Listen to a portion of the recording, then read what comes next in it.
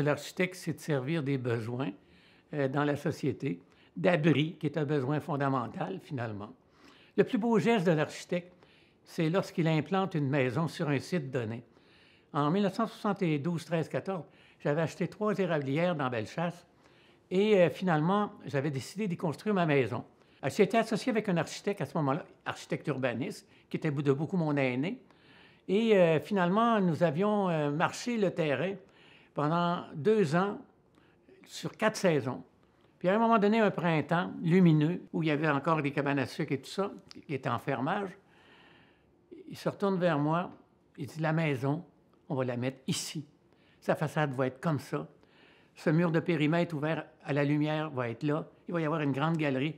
Puis tout l'aménagement intérieur va être de la façon suivante. La cuisine laboratoire va être là, la salle à manger va être là. Il va y avoir la présence du feu. Une cheminée, c'est très important. Et finalement, le salon va être à cet endroit, puis les chambres dans une autre partie. Puis les fenêtres étaient toutes des fenêtres oblongues, parce que j'étais dans une forêt d'érables. Je voulais donc que la forêt rentre dans la maison.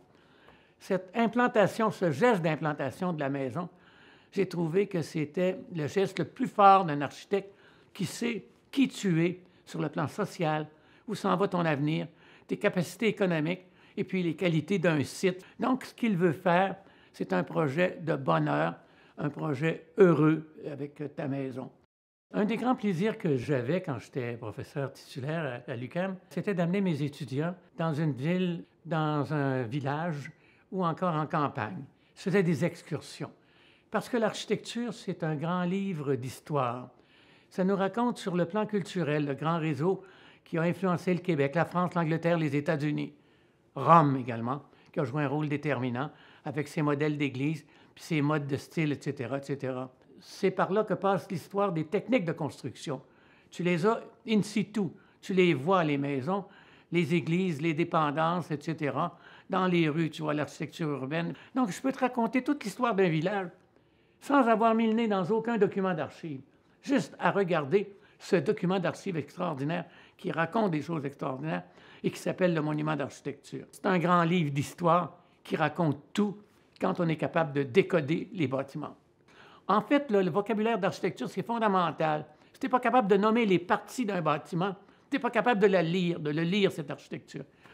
Alors, je trouve que c'est toujours très, très important de soigner ses visites sur le terrain et d'initier les gens au vocabulaire. Et ça devrait se faire fortement dans nos universités. Je pense que les pouvoirs publics, il faut qu'ils réfléchissent que l'architecture, ce n'est pas une chose économique d'abord, c'est d'abord une chose culturelle. Et ils devraient mettre sur pied partout, à mon point de vue, des comités de sélection, puis organiser des concours pour les choses les plus importantes, surtout dans l'architecture de biens publics, quand c'est pour un hôpital, quand c'est pour un CLSC, quand c'est pour une école, etc., etc., ou une bibliothèque également. Puis arrêter de penser seulement aux plus bas soumissionnaires. Il faut dépolitiser la construction et l'aménagement du territoire. Alors, une association comme la vôtre, là, finalement, a un rôle déterminant à jouer. Puis les gens qui favorisent le bonne architecture ont aussi un rôle à jouer et à continuer dans notre société, à revendiquer. Il faut saluer des gens qui ont joué un rôle déterminant dans notre sensibilisation au patrimoine. Je pense à Jean-Claude Marsan à Montréal pour la ville. Je pense à Félix Lambert qui a développé le plus grand centre d'architecture au monde. Et c'est à Montréal, le Centre canadien d'architecture.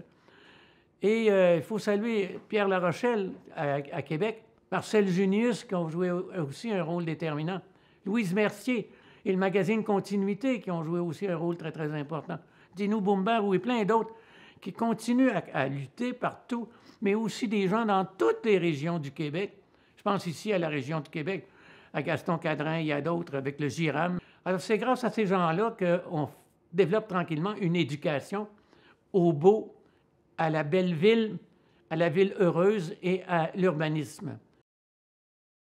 Vers 1820, on a mis au point une maison qui était la maison adéquate pour le Québec.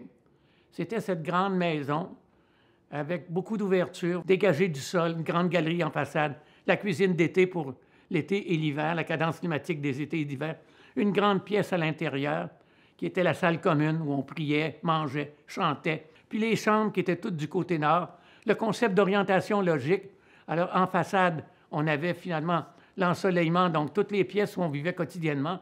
En arrière, les chambres. Dans le mur nord-est, on avait la cuisine d'été. Elle était parfaite, cette maison.